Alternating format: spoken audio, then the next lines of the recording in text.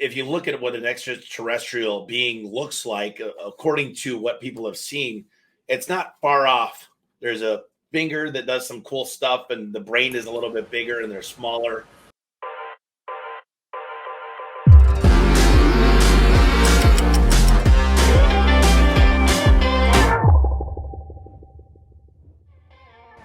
Welcome to the Home Service Hustle. I'm your host, Jonathan Bannister, and today's guest is Tommy Mello. Tommy Mello is the owner of A1 Garage. Tommy Mello is the host of the Home Service Expert. Tommy Mello is an investor. Tommy Mello is an awesome human. But the Tommy Mello that I'm going to introduce you today, we're going to talk about politics. We're going to talk about marketing. We're going to talk about aliens. We're just going to talk about anything we want to because Tommy and I are completely out of control. You don't want to miss it. Let's go. All right. So everyone, welcome. Today's guest is Tommy Mello, the owner of A1 Garage, amongst other companies and business ventures that he's dealing with. So welcome, Tommy. I appreciate you being on the show today. Hey, thanks for having me. I'm excited to do this. So thanks a lot for doing this with me. Yeah, man. So I know you have a big podcast yourself. You want to talk a little bit about it? Yeah, Home Service Expert. I started it 4 years ago. Really what I tried to do was I figured out a lot of these guys that I've had on, they cost $100,000 to come on to stage. And I said, man, if I could deliver value and tell everybody about the millions of mistakes I always make, maybe there's a chance I could get Michael Gerber to come onto my podcast and guys like Ken Goodrich. And so I started the podcast and I've had a lot of amazing people, Ken Goodrich, Gino Wickman, Michael Gerber. And we just talk about how to make home service businesses stronger, better, faster. And I've really got to tell you, it's exploded my knowledge base. I buy everybody's book. I read a lot. And I'm obsessed with podcasting. So I really appreciate you having me on. Yeah, man, we're happy to have you. You mentioned Gino Wickman. I got a few of his books right behind me there on my bookshelf. So we're EOS based here at Cornerstone. Do y'all use EOS at A1? Yeah, we use EOS. We're really lean manufacturing because we got a manufacturing area in the back. Really, Gino's an amazing guy. Mark Winters is actually a co-author of Rocket Fuel. Yeah, and that book changed my life about the. I'm a visionary, then I found an integrator, so love it. Yeah, I'm the visionary, and you met my integrator. She's the producer of the show. So without her, this show wouldn't get done. None of my work day would get done. It would be a complete disaster because I got a bunch of crazy ideas, right? So you just mentioned, the podcast and bringing some, people that have helped you grow, that, been able to give back to the home service space. Obviously, I started this podcast to do the exact same. So, this podcast is Home Service Hustle, and we talk about marketing, money, and mindset. So, with those three things in mind, what is some advice that you could give to people in the home service space from marketing, right? I know you've got years of experience in the marketing space, and unlike other typical home service owners, you are always trying to grow and look for new angles and new strategies as far as marketing goes, where I think a lot of owners, may leave that to their marketing team or, have the marketing company come in and do it. But I know you're very hands-on. So kind of talk through, how you feel a home service company should be, looking at their marketing. And today, we're days away from it being 2022. And then maybe talk about how you view marketing at A1. Oh, man, we could have a 10-hour podcast. I'm obsessed with marketing. First and foremost, I look at marketing in three different capacities. Number one, and far more than anything, is how to get great, amazing employees, which I call my coworkers. I think that's the hidden thing that most people don't realize is you should be trying to get A players. 1A equals 3B. And I truly believe that. So how do you build a culture and market to a way that attracts A players, which is the hardest thing in this day and age? Number two, obviously getting amazing clients building the Dream 100 list. I've got a client that gives me $1.5 million a year. How could I get 100 more of those? There's a great book called The Ultimate Sales Machine by Chet Holmes that he talks about your Dream 100 list. Build your Dream 100 list and go after those clients that the gift that keeps giving. And if they give you $1 million and you got a 5% budget on marketing, you can spend $50,000 to acquire that customer. The next thing I wanted to talk about was I buy companies. So how do you market the companies that you could buy? Because there's certain companies, believe it or not, that get 40 leads per day that don't spend any money because they've been around for 40 years. They got a lot of stickers on garage doors, for example. So I'm a huge fan of marketing in general. And the biggest thing I'm kind of going after, and I'm spending 6 figures a month on influencer marketing. So for example, this is not somebody I work with, but Bob Vila, right? He's big in the home service space. Everybody used to follow him, or Tim Allen from Home Improvement. Those people have a big influence. And then there's micro influencers like a mommy blogger that's on all these Facebook groups that could probably get you 10 leads a week, no problem. Why not go after those influencers? And I'm a big fan of affiliate marketing. I'm a big fan of internal marketing. We've got these things that we're getting. They're little bracelets that you scan it to a phone. It'll actually take all your information. So ours has a call tracking number that our employees actually get a percentage of the ticket. So, I mean, I could talk about marketing. Google is God. PPC, GMB, LSA, and organic. I'm obsessed. I use HubSpot in the background of the website to track where people are at. We came up with a buyer's guide, and that's all Marcus shared, and they ask you answer stuff. But, if you got any specific questions, literally, I love marketing. It's my favorite thing in the world, and we could talk a lot about that. Yeah, so let's talk. Where do you guys stand on like video marketing, and what do you see? I mean, obviously, it's here. I truly believe it is. Not just here in the future. Like it is. Everything's going to be video and beyond. I was just got off a call with somebody just a few minutes ago, and I was telling them that video, like you'll never see another platform like Facebook or something develop. Like there'll be no more writing out what your feelings are.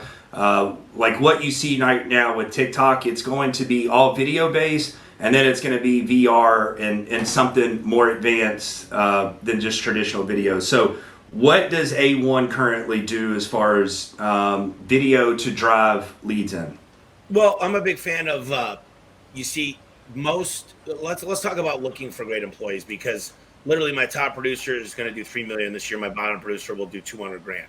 So let's talk about video to attract talent, because quite frankly, 99% of the people watching here need great employees. And if you don't need any employees, you're probably a crappy company. Because everybody needs employees. And if you're growing, you always need new people. And you need to be able to recruit, hire, orient, train, and retain. That's Al Levy, 7-Power Contractor, if you're wondering. But TikTok, Instagram, Facebook are where people hang out. That's where I'm going to find a 25-year-old technician. And I'll tell you this, they don't hang out on Indeed. People think Craigslist ads really work, and they still do. Trust me, I post Craigslist ads. I want to get leads from everywhere. Look at my Indeed, look at my Glassdoor. I've got over 150 reviews on each of them. I've got videos all over Indeed. And we've got an API that connects to an applicant tracking system that we really built a whole structure around recruiting, because I think it's one of the most important things you could do in a company, but also retention is a big deal. But video ads that if you go to the unemployment line to find employees, you might not find the best. During COVID, I understand it's a better opportunity. But I'll tell you, I believe that going on to places and finding somebody that already has a job, that wants to find something better. My plan when you work for us, I just got done talking to 25 guys. I said, guys, I have a bigger dream for you guys. I said, I want you to take your dreams. I want you to figure out your biggest goals, whether that's home ownership, great credit scores, putting your kid in a private school, going on a 10-year anniversary because you weren't able to do that 10 years ago, whatever that looks like, dream big. And my job is I've already hit a lot of my dreams and goals. So I need to deliver to you what you need. So I put my employees first in that respect. And the plan is to give them rental income, build true wealth. And I talked a lot. I just said hi to all these guys and shook each one of their hands and said there's depreciating assets and there's appreciating assets. How many of you guys own a motorcycle or a nice snowmobile or anything like that? Those are called depreciating assets, and I'm guessing you financed it. And our biggest weapon in sales is going to be financing. I generally call them promotions, but we try to get these videos on tape, and we try to get them excited, and we try to get them when they're doing something fun. Like we play a lot of bags here. I've got Golden Tee, I got Big Buck Hunter, I've got Cruising USA, Cruising the World. We've got a lot of games. So we get those on videos, and then we promote those on social media, and that becomes a huge attraction for my internal customers, which are employees.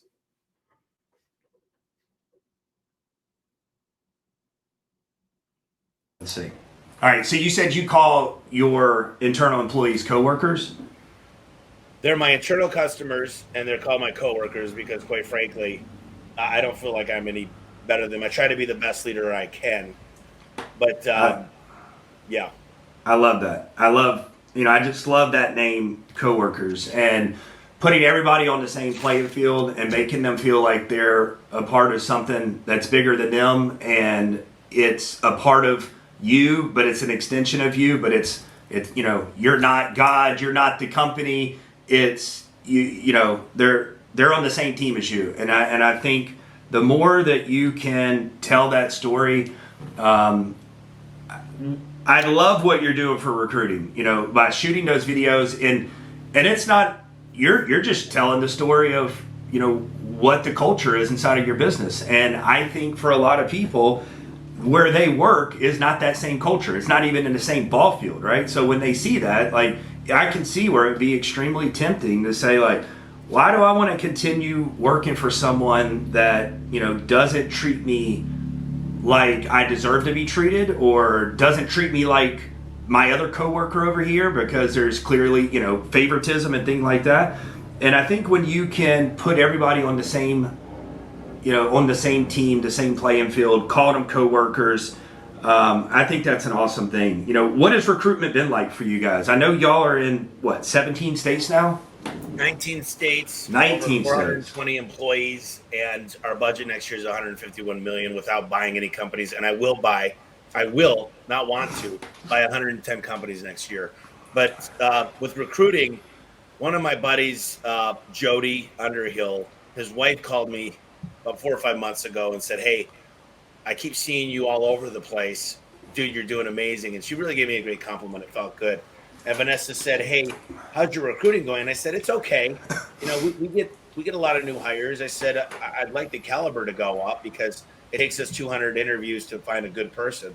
But we're doing good considering everybody else." And she said, "Well, listen, we're killing it. We are literally using social media." That's where they gave me the idea. I flew them out 2 days after they got on she called me, and I haven't seen them in quite a while. I used to go visit them in South Carolina, and they came out and visited me. And so we got together, and we had so much success because they were hiring truck drivers, anybody with a CDL, which is impossible to find in this economy. And I said, if you guys could do it with truck drivers, let's kill it for the home service side and see what we can do. And I'm telling you, dude, it's freaking nuts. Like, we're getting we built this thing to where it does a face-to-face interview online. It's called HireFlix, I think. Yeah. They started a company called RapidHirePro.com, and I think they got like 20 companies, but they're murdering it for me.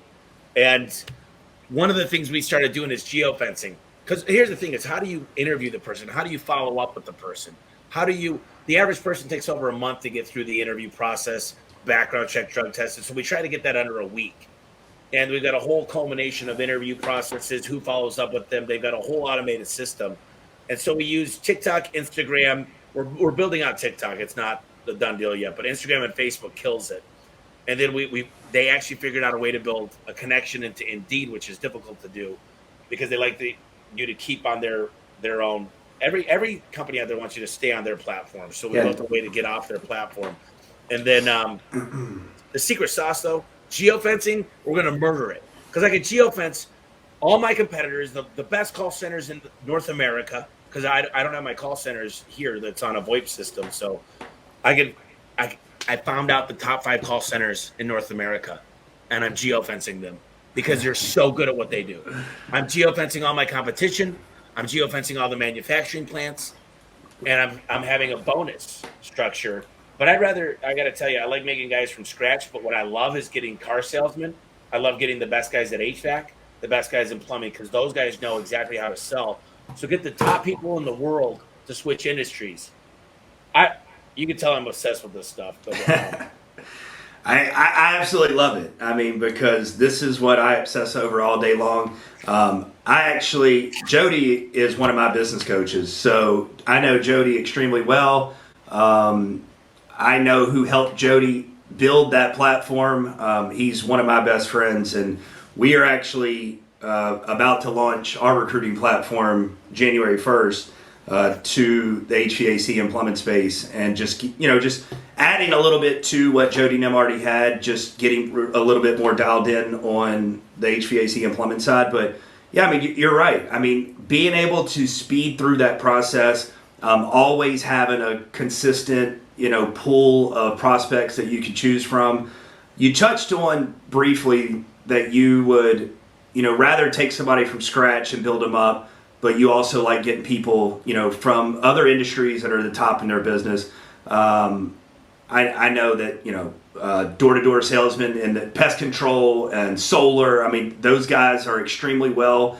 Some of the, most successful ones I know could be crafted into garage door or HVAC sales guy overnight, right? I mean, they already have 98% of what they need.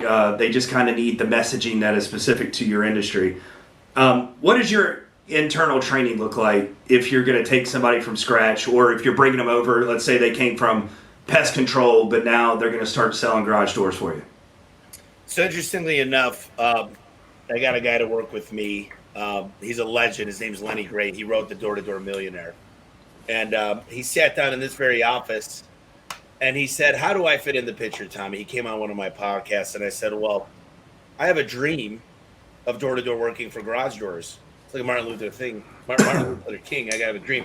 And he said, well, how would a door-to-door work for garage doors? And I said, simply knock on the door. I'm not here to sell you anything, Mr. Smith. I was actually at your neighbor's house, and I'd love to lubricate your door at no charge and put a sticker on it. It's a free service call when you need us. So this campaign has been one of the best campaigns we've ever imagined. And Lenny's amazing. If you could get him on the podcast, Lenny Gray, you'd be doing yourself a favor. But when I get somebody in the program, if you read the 7-Power Contractor, I worked. Al Levy doesn't like me to tell you this, but I spent several 6-figure numbers with him. And he says, get people to come in as an apprentice, train them as an apprentice. So I train them in a month in their own market with a lead technician. Then they fly into Phoenix, and then they spend a month here. And we train them sales, operations, and technical training. And we get them to become badasses. And when they leave here, they got all the skills that they're going to need to succeed. And then they go back home. And then they got 4 different ways to move up. They move up from a junior tech to a senior tech to a lead tech. Then they could become a market manager. So there's a ladder for them to move up. And right now I'm getting anywhere from 20 to 30 techs per month. My goal is to be at 100. We just bought the building next door, which is 42,000 square feet. We're building a 9,000 square foot training center. Our training center right now is huge, but it's going to be bigger. And this side's going to be air conditioning. I'm going to have a Harley parked in there. I'm going to have a bunch of different fake dogs. I'm going to have tents. I'm going to have a golf room. I'm going to have a man cave. I'm going to have a real kitchen and a real living room. And this is where you talk about sales. And this is where you talk about financing. And this is where you go and you talk about the Harley. If you love Harleys, talk about the Harley. If you love dogs, talk about the poodle. So I think it's going to be, I want to make I want it to be world renowned. I want people from Alaska and Antarctica, well, not Antarctica, but Australia to come into our facility to see our training center. So we're going to pivot for just a second. So we're going to do a off-topic question, kind of throw something, curveball at you. All right, so if humans came with a warning label, what would Tommy say? Humans are coming with a warning label today, and it's called artificial intelligence. The Matrix actually happening. I would say that I'm aware of what's going on right now, and it's scary. And what I want to do is be on top of it. So I will have a liquidation event in 2023 that pays me hopefully several hundred millions of dollars, and just I hope for the best, plan for the worst. I think Elon Musk is onto a lot of cool things. I do think the world is getting overpopulated. I don't believe in sending a virus to handle it, but there's stuff going on out there, and I believe that we're getting ready to go to exponential growth. Right now, we're on linear growth, and as that happens, we just got to be very, very careful. So I'm obsessed with reading, as you can tell, and I've read a lot about this stuff. I don't necessarily think I'm a doomsday or a big fan of all the crazy talk out there, but there's something happening right now, and it is a little bit disturbing. You don't have your bunker built out yet? Not yet. Did you happen to see the podcast recently between Gary Vee and Zuckerberg? No. Oh man, go look it up when we get off here. It was just recent. I mean, I just saw it 2 weeks ago. I was at the airport leaving California, and the whole entire podcast is about Zuckerberg's talking about Metaverse, and then he just talks about the next levels of everything that they're going to be doing, and it's extremely I mean, I was creeped out by it because I'm creeped out by Zuckerberg anyways. I think he's probably as close to a creep as they come, and you watch him in that interview, and he's talking about these things like it's completely normal. I mean, like this. Well, there's Ready Player One, and there's a book called Ready Player Two, and it really kind of explains what this is all about. And right now, people are buying digital property. If you follow Michael Saylor, I'm by January I'll have 100 Bitcoin, and I also have another $1 million invested in other coins.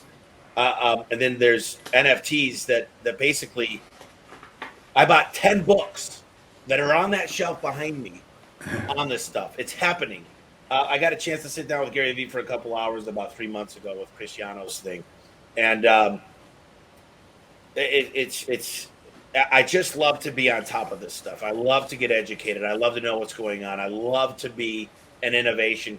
I won't call myself a master, but I'm always trying to be 2 steps ahead. And like you said, video marketing, the fact that I picture this, this is going to go way off topic, but picture a pretty girl walking out of her house that has 6 million followers, walking up to an A1 garage door van and talking to the guy and saying to her boyfriend, "So how much did you make for your first week?" And he says something like, "Well, we didn't do direct deposit. I got a check. Why don't you tell me?" And she opens it up and it's $2,200 or something. I just think that stuff could go viral and say, "I can't believe, listen, my boyfriend, he got trained. He got paid to learn this industry where he's going to make 6 figures." It's thinking outside of the box. It's innovation. It's video marketing. It's retargeting. It's programmatic targeting. I mean, this is what I live, die, and breathe every day. And to be on top of this stuff is my plan is, like I said, to buy 110 companies next year. And the way you buy 110 companies is you get them to walk, talk, and act like you, be able to pass a quality of earnings very, very quickly. And then you can consolidate. Jim Abrams did it in the 90s. And I'm obsessed with this philosophy. So I know I went off topic there, but I do have ADHD. Hey, I love going off topic. There's no structure here. We're going to talk about anything and everything. Some of the things, I guess, that creeped me out in his interview, though, was the way he was describing, the other levels of reality that are just going to be normal every day. He's like, well, you'll have your regular reality. Like, you'll go to work and you'll have your family. But he's like, but then you'll have your other reality. Like it's like this other life that he's describing where you're going to be able to go and play in this virtual world. But then he starts talking about the physical aspect of, these gloves and things that they're making to where you're actually going to be able to feel physical touch from people. And, he's like, well, this is what people want, right? Like they want to be able to have all these relationships, but they don't want to actually be able to see them face to face. And I don't really think that's necessarily what people want. I think that's what social media has driven us to over the last 15 years or so. Have you watched Ready Player One? No. Go watch that movie. Okay. And then text me. All I'll right. give you my cell phone after this. It's exactly look. People want to live in their own reality. People, and I love the movie The Matrix because I don't think people don't want it. I think people are lazy and they want to have stuff. And here's one thing that's interesting: is if you really look at the way we dream, there's what's called rapid eye movement, REM sleep, and that's Right. when you're dreaming. And then there's a deeper form of sleep. But if you can live in that reality, have you ever had a dream that only lasted 5 minutes, but it feels like you were, a lifetime? Imagine if you could get to a different dimension of your brain. There's a guy that I'm part of this mastermind group. It's $100 million mastermind, and I pay $100,000 a year to be part of it. And he explained that by 2024, we'll be able to have chips that are more powerful than the brain. And he explained exactly how we could download ourselves. Basically, you want to be George Clooney for the day and be in New York, just download that body into yourself. I mean, you want to talk about nuts. This guy's got the second highest IQ in the world.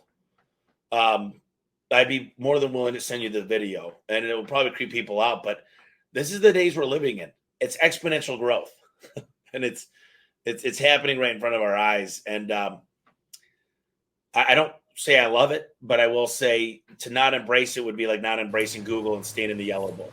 So figure it out and figure out how to make it work for you. 100%. So while we're going off topic, what's Tommy's views on ET life?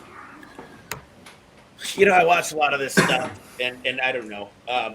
It'd be, there's an interesting fact for you. There's more suns, like our sun, the planet. There's more suns in the universe than there are sand pebbles on Earth. Yeah. Sand at the beach, on every ocean, in every desert. So when you think about the galaxies, the billions of galaxies, we're just in the Milky Way galaxy.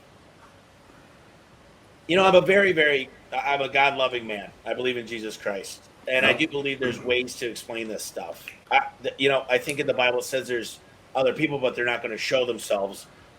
It's a difficult subject because it's hard to stay religious. I'm definitely not an atheist. Yeah. So it's a weird subject, but I definitely think there's got to be something else. I mean, look, they found water on other planets. Water is what really builds life. So between H2O, I've taken a lot of anatomy, physiology, organic chemistry, biochemistry. I've taken all these classes. I was pre-dental, so it's hard for me to believe that the compounds that make living species are not out there to do it in other dimensions. Even I believe there's multi dimensions too. It's tough to take the human brain. The brain doesn't understand death, so it's hard to really think about this stuff. But I spent a lot of time pondering it, and I think after I get done with home service and I hopefully become one of the biggest influencers in the space, that's my goal. I'm obsessed with space. I'm obsessed with what Elon Musk is doing and Richard Branson. Right. I'm obsessed with learning about this stuff. If you look, I've got probably another 100 books about space, quantum physics, understanding what Einstein was working on, relativity. So yeah, I love this stuff. I don't have the answers, but I'm obsessed with it. Yeah, I'm right there with everything you just said. I try to do as much research as I can on it. I obviously have my own personal beliefs are like you. I mean, we are literally next to nothing when it compares to what's out there, and to be so naive to say that we were so perfectly made to be put on this one little pebble of sand and nothing else out there is just a little too far for my mind to even accept. But I'm like you want to try to stay with your Christian faith and believe what you're supposed to believe, but at the same time, if you dive deep enough into it, there's a lot of things that are unexplainable that I feel have been here. I think that the ET life comes here on a regular basis. I also feel, from the research and stuff that's been done that they say that the ET life that comes is 500 million to 1 billion years more advanced than we are. And they say the reason that. I don't know, because just in this next year, you will see what happens with computer chips and microchips. I mean, I've got a book. I forget what it's called. It's in my Audible. I think I'm obsessed with reading. I got to tell you this. Anybody that's not a reader, You need to rethink your life. I'm sorry, but leaders are readers, and if you're not reading or listening to audibles on a weekly basis, yeah, you need to, and you should be reading the Home Service Millionaire. So you mentioned the. So what makes you think that they're not that far advanced? What were you about to say about the? No. I don't think they're a billion years because I feel like in the next decade, human beings, something happened though. Obviously, something happened in the revolution. Like if history is real, and it could be, there's no proof. It's all based on theories and there's books written and but we don't know what happened in the past. We weren't there. Um, but we have this thing called faith and we believe in the history. But what happened? How did we find the computer chip? There's a place, you know what I'm talking about, in New Mexico, where there's supposedly where Area 51 was basically built. That they believe that somehow we've got access to some more technology, Right. and there's not Men in Black, but Independence Day, the second one, where the good alien comes down and says we got rid of our physical bodies millions of years ago. That's interesting, but to say billions of years advanced, I don't know. But the theory is that what everybody's talking about is they're stopping us from having a nuclear war because that would destroy civilization as we know it. It would. I don't know if there would be anybody that lasted. It would be an apocalyptic event. So, I don't know. I just think billions of years advanced. If you think about what's going to happen in the next 10 years alone, to be a billion advanced, we would look at our species and say, "What? Unfortunately, what's the use?" I don't know. Well, let me ask you a question. If you could download your brain right now into the computer and be able to transfer into different bodies, would you? So what do you mean by transfer to different bodies? Like what would be the advantage there? You've got 100 different bodies. You plug it into your chip. You can become whoever you want. You could download it right now, and you could go to Egypt and go visit the pyramids. So you just somebody puts the chip of your brain into a body, and you go have fun. Yeah, it sounds great in theory. I guess it's just hard for me to, process the experiences of physically being there. I mean, I guess it's one of my bodies, right? Because if all 100 of them are mine, but how does the chip download the actual? Well, they've already been able to transfer memories. If you look, there's been a study done that they would successfully transfer a memory through a chip. So how it's done, I can't go into the details because, quite frankly, it's above my pay grade. But the guy that I'll have you listen to, his name's Walter. He explains exactly. And actually, if I'd have to get permission from the 100 Million Mastermind, but I'll send you the video because they don't care about that. But if you could put a link after we finish the podcast of this video, I think the audience would be blown away. It's very, very interesting. Yeah, I'd love to. So here's my take on the advancement. Whether it's 500 million years or what, I mean, that's just what some of these documentaries I've watched and some of these doctors that are really obsessed in the ET life and really just trying to bring it to light is the fact that why I do agree with you that one of the reasons why I feel like they have been around for, let's say documented over the last 80 or 90 years, and I mean in current times, obviously I feel like there's hundreds of years ago we see written in stone in different places where there's drawings of what looks to be a UFO or some kind of craft.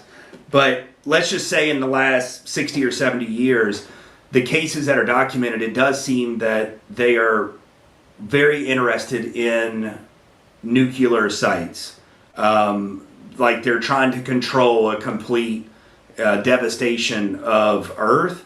But I also feel that they're so advanced that there's like zero human interaction, zero social connectivity between these beings, and that they kind of are looking back at humans and kind of going like, why do these people talk? Why are they shaking hands? Why do they have this four-legged furry thing that's walking around their home? Because I feel like they are on a complete different level than what any of us are. And I kind of see, if we look back, I don't know, how old are you, Tommy? 38. All right, so I'm 39. I mean, I don't know what those times looked like in the 60s and 70s where everyone ate at the kitchen table and there was this, family was much stronger than what it is, I think, in terms of today. But I know in the last 20 years, with the advancement of technology, we as a human society have gotten further and further away from what we see from the 60s and 70s, right? People, now you go, you walk past a dinner table. I mean, I guess we're not inside people's homes, but you can look at a restaurant and you walk by and everyone's like this. Like the whole family's glued, to their phone or some other device, a tablet or something. So I can see where they are much more advanced than us. And I just think that, that's the direction that we're going to, where there's going to be no human, connection. Because, I mean, just like Zuckerberg was talking about in that podcast, like you're going to go to work or whatever you're going to do, and then you're going to go home and everything's going to be in this virtual, land that you've created yourself. And look, I'm not here to say one way is better than the other. I'm on the same board of what you said. Whether you agree or disagree, the best thing you can do is get on board so that you don't get left behind, right? Well, until you become an influencer, then you can actually steer things, and that's my plan. But, there's a good chance that aliens could be future beings of ourselves, because if you look back in the caveman days, if you believe in evolution and you look at the way we've changed and Darwinism and survival of the fittest, and you get rid of a finger if you don't need it. I mean, there's a lot of opportunities and possibilities out there. If you look at what an extraterrestrial being looks like, according to what people have seen, it's not far off. There's a finger that does some cool stuff, and the brain is a little bit bigger and they're smaller. But, if we were perhaps to go to a different planet like Venus, which would be impossible, but Mars even, our bodies would change. We wouldn't have the same skin colors. We'd have to live differently. We'd begin to breathe differently. So you look at just what happens over the course of my lifetime, what I've seen of just, it's interesting when you really study what's out there, but things change. Right now we don't need what you get your tonsils removed. I think they were needed at some point. You could get rid of a kidney. So we grew two of them for some reason. Kidney. Livers are the best, the liver is the best thing in your body to replenish itself. These are fascinating things. I'm obsessed with this stuff. I mean, I really am. I think it's the people that aren't asking questions and aren't really studying stuff and aren't very excited and just looking forward to the future. I'm not saying I love all this stuff, but I'm saying it's got my attention. And are you involved in crypto at all? Yeah, I am.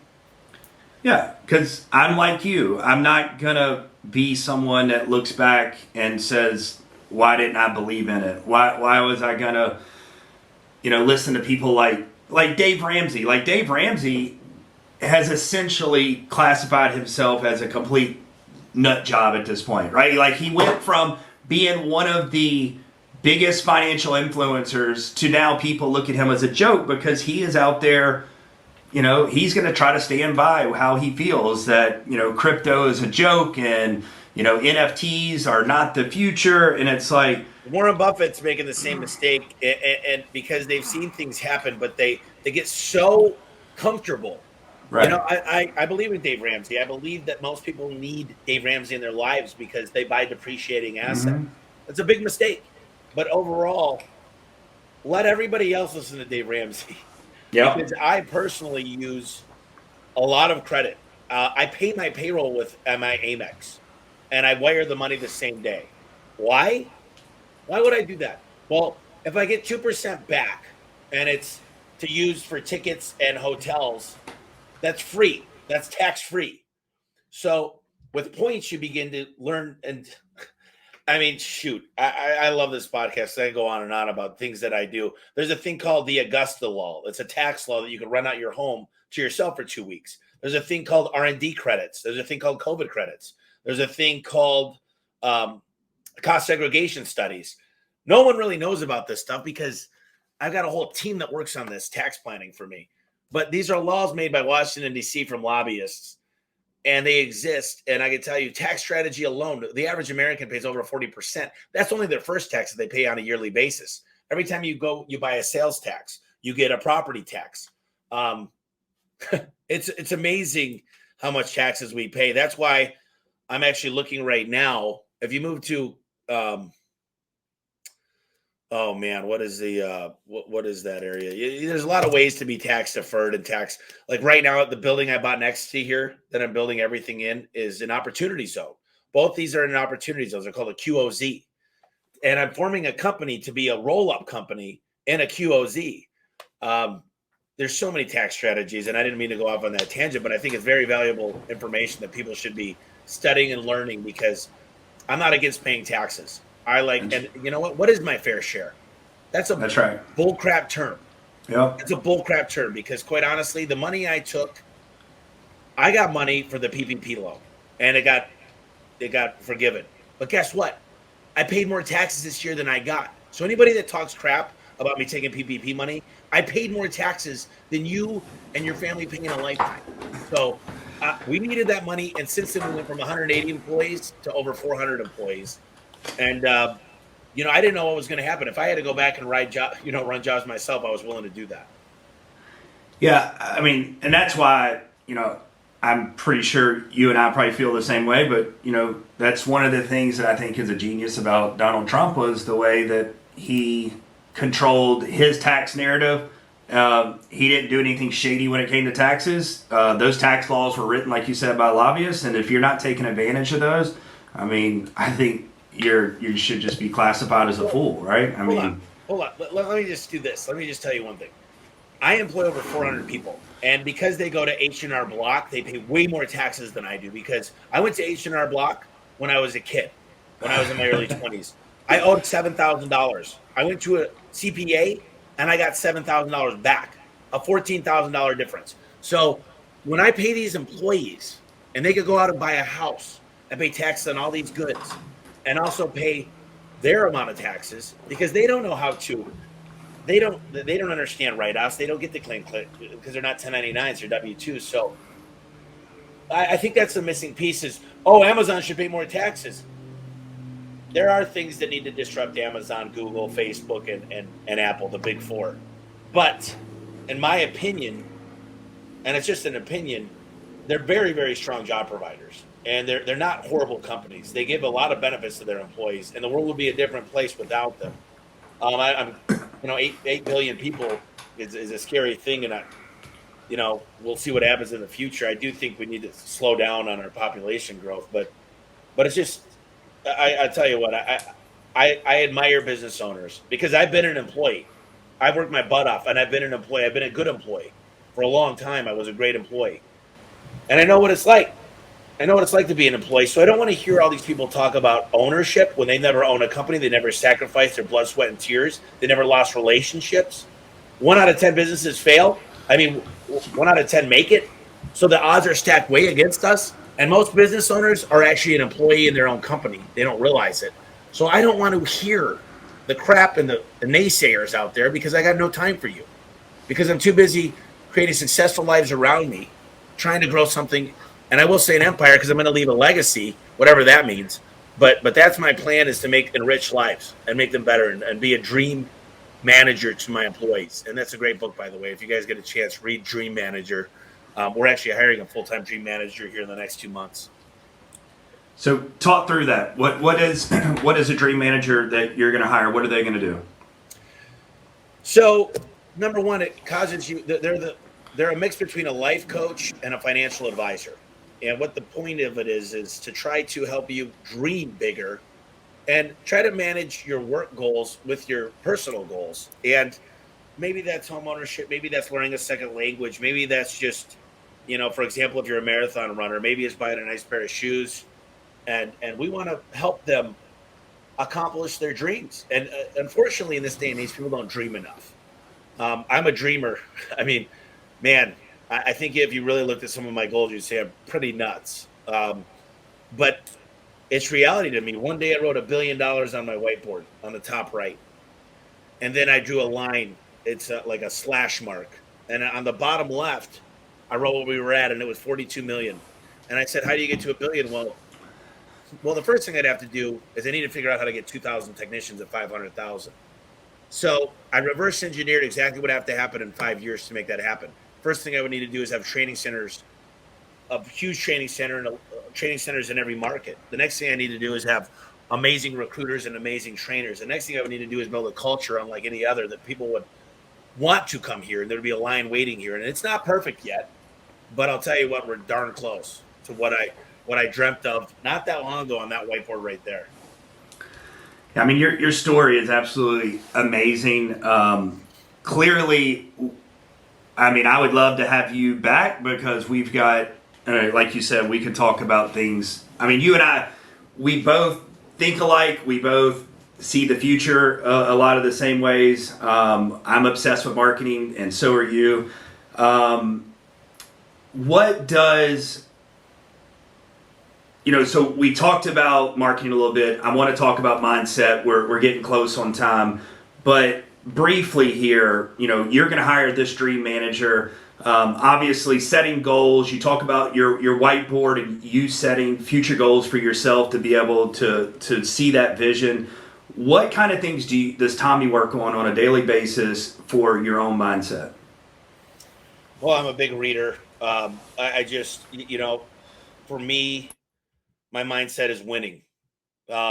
If you're a parent and you say, it doesn't matter if you win or lose, as long as you had fun, you're definitely a loser. You're probably, and it's not my right to call parents losers because I'm not a parent myself yet, except I got a great dog. I was named but I'm about winning. I don't play a game. I don't get involved if I don't plan on winning. And I don't hire people that don't have this competitive mindset. And I'm super competitive. Now, do I yell and scream when I lose? No. But do I get hard on myself? Yes. Who would I hang out with? If you don't look at your inner circle and get very, very excited, you're actually stuck in a cage. You take the 5 closest people, take their average income, take their parent features, take anything about them, add it all up, divide it by 5, take the mean, and you'll find yourself within 20% of them. So change your inner circle, hang out with winners, care a little bit more. We're exactly the same on politics, and I'll tell you this isn't a political show, and I'm not going to talk very much about it. But the fact is, I don't believe in socialism. I don't believe in giving a fair share. What is a fair share? Who's defining that? Because more governments become tyrants. More governments. The free market is the only thing that wins. Capitalism succeeds. Socialism fails every time, and people are forgetting history. Communism is socialism.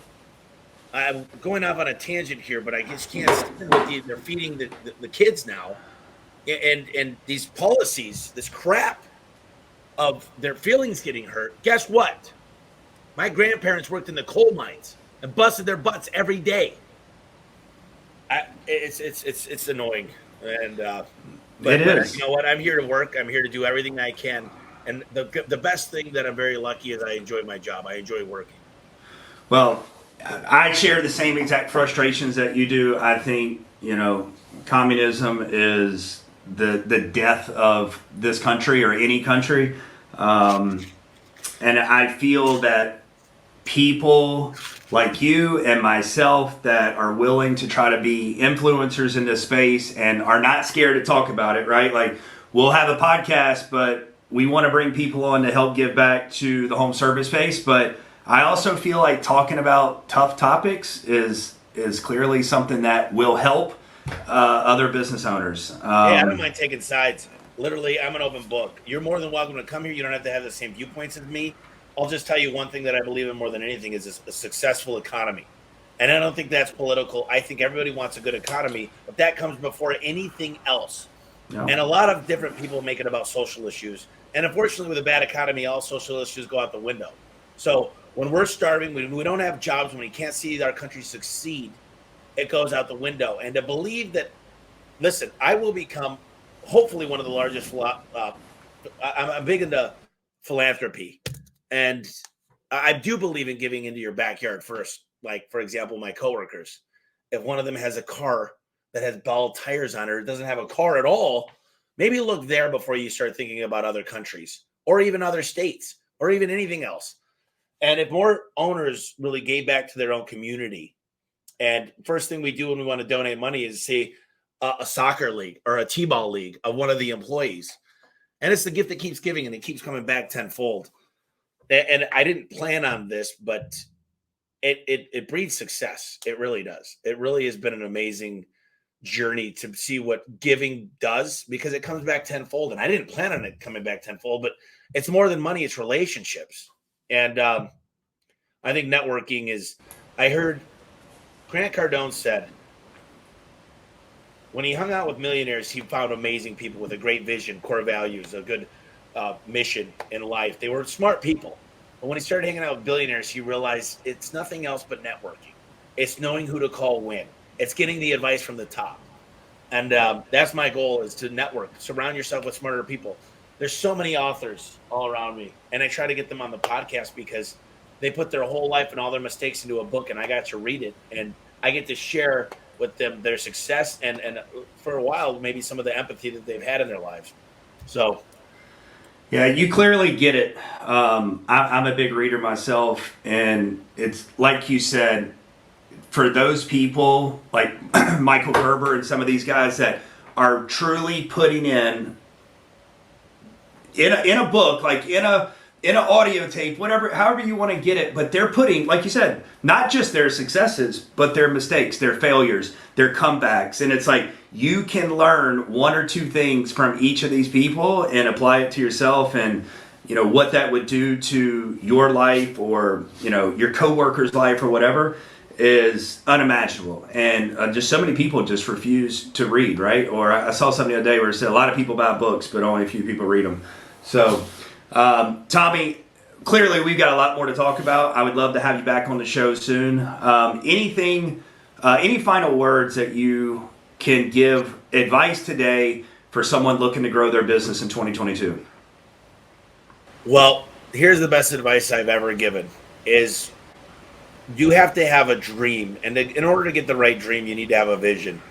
And the vision needs to happen from people around us. So when I go to companies like Leland Smith, that's a $500 million company, or Ghetto, Ken Goodrich, I study what I want to become. So I get out of my own comfort zone, and I go with a I got a pad of paper here, and I write down 1 million questions, and I surround myself, and I breathe the air they breathe. I talk to their CMO, I talk to their CFO, their COO. I learn about their company. I study it, and then I take those back and I implement. I'm an implementer. I take things back from the first day, and a lot of my coworkers here, they think I'm nuts because I'll read a book, and I don't want to be that guy that comes up with a new idea every week. I want to be a guy that implements and keeps it going. So go out to a different market, get out of your current state, get out of the state, if you're east and west of Mississippi, go west of Mississippi and vice versa. Get far away, ask 1 million questions, and learn who you need to become, because that'll help you accomplish anything. And it's amazing when you surround yourself. When I hang out with really good golfers, I become a really, really good golfer. When I hang out with really successful parents, I'm like I said, a dog owner, but I'll be a more successful parent. I want to have kids. When you hang out with success, it breeds success. And I would just look at your inner circle and make sure you're around the right people. And it's hard. I'm not telling you to lose all your loser friends. But I'm telling you to go out and find amazing people and try to surround yourself with people that want better for themselves. Yep, 100% agree with you. And Tommy, I hope this is the beginning of a new friendship for us. I would love to be able to pick your brain on a regular basis. We've got some people that we're connected to. Your boy Forrest and I are really close. I pick his brain as often as I can. I'll take him to lunch once a month if I can, just to get inside his brain. So he just bought me this. Yeah, I saw you post that. I thought that was cool that him and his wife sent that to you. Well, Tommy, I appreciate you coming on the show. We talked about some amazing stuff, and we'll have you back in the near future. Yeah, I'll have you on mine too. I appreciate the time today. Thank you very much, Tommy. Appreciate you.